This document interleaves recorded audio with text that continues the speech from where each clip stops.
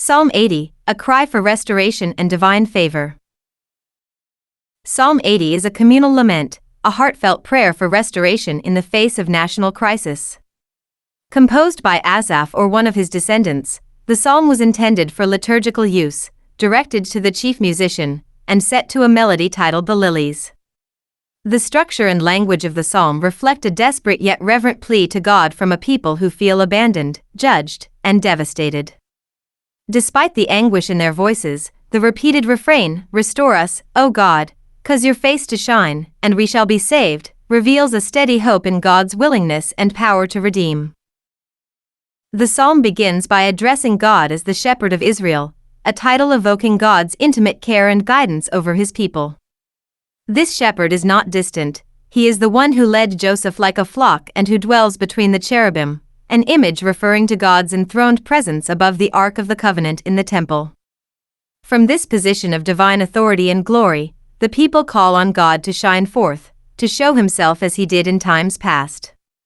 The mention of Ephraim, Benjamin, and Manasseh, tribes of the northern kingdom, hints at the historical context, possibly reflecting the destruction or distress of the northern tribes by foreign powers such as Assyria.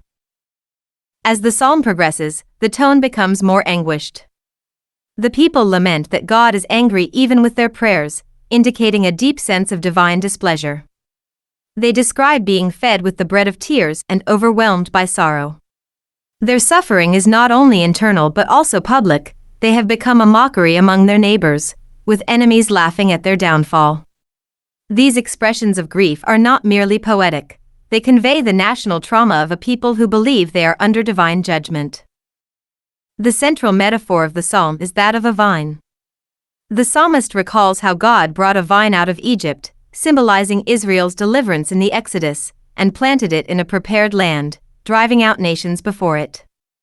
Under God's care, this vine took deep root and flourished, spreading across the land from the sea to the river. The image paints a picture of abundance, growth, and divine favor. However, the metaphor takes a tragic turn. God has broken down the protective hedges around the vine, leaving it exposed to wild animals and passers-by who pluck its fruit. The boar from the forest and the wild beast devour what was once beautiful and secure. This shift illustrates Israel's decline, perhaps through invasion, exile, or internal collapse, and underscores the psalmist's belief that this devastation comes not merely from human enemies but from God's withdrawal. The psalm then pleads for divine intervention. It asks God to return, to look down from heaven and once again tend to the vine he planted. The vineyard, once so promising, is now burned and cut down. Yet the plea is not hopeless. The psalmist calls upon God to place his hand upon the man of your right hand, the Son of Man whom you made strong for yourself. This verse is rich with interpretive possibilities. It could be a reference to the nation itself, or more specifically to a king in the Davidic line, such as Hezekiah or Josiah.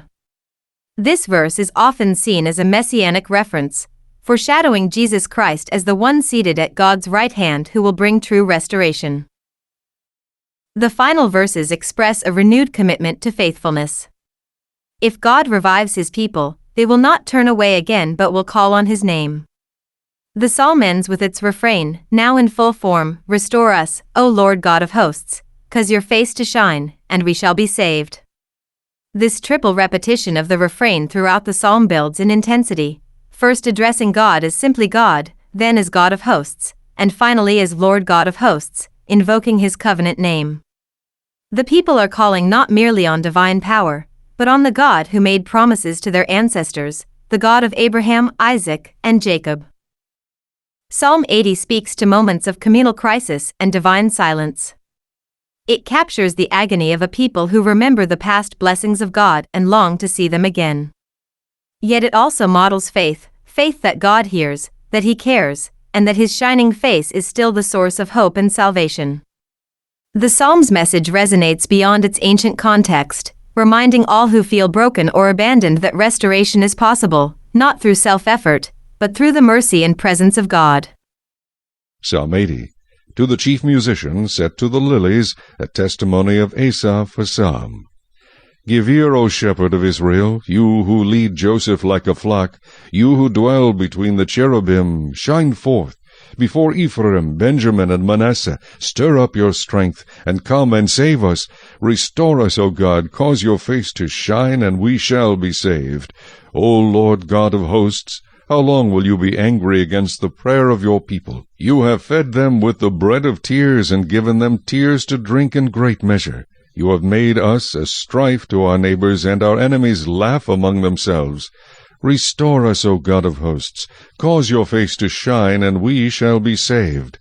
You have brought a vine out of Egypt. You have cast out the nations and planted it. You prepared room for it, and caused it to take deep root, and it filled the land. The hills were covered with its shadow, and the mighty cedars with its boughs. She sent out her boughs to the sea, and her branches to the river. Why have you broken down her hedges, so that all who pass by the way pluck her fruit? The boar out of the woods uproots it, and the wild beast of the field devours it.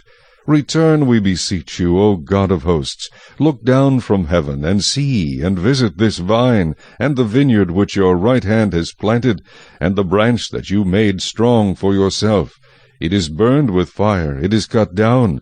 They perish at the rebuke of your countenance. Let your hand be upon the man of your right hand, upon the Son of Man whom you made strong for yourself.